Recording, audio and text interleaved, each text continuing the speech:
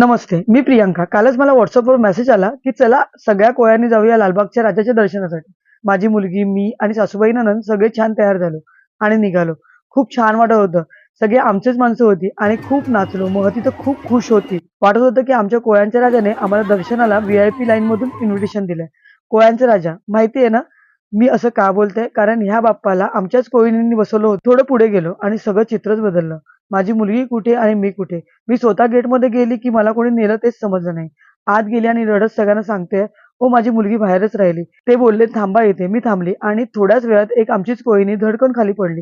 एवढी ती चेंगराचेंगरी की काय बोलू. तिला आम्हीच फर्स्ट एड दिलं. मग डॉक्टर आले आणि ती थोड्या वेळाने शुद्धीवर आली. बाप्पाकडे मी बघून एकच विचारत होती, "बाप्पा नक्की काय चाललंय तुझ्या दरबारात? तू तर माझ्या देवघरात सुद्धा होता. का मी इथे आली? तू आणि माझ्या देवघरातला बाप्पा वेगळा आहे का?" मग डोकं टेकलं. पण असा अनुभव दिलास, की आता मनात येतंय, की परत मी कधी येईन का तुझ्या दर्शनाला?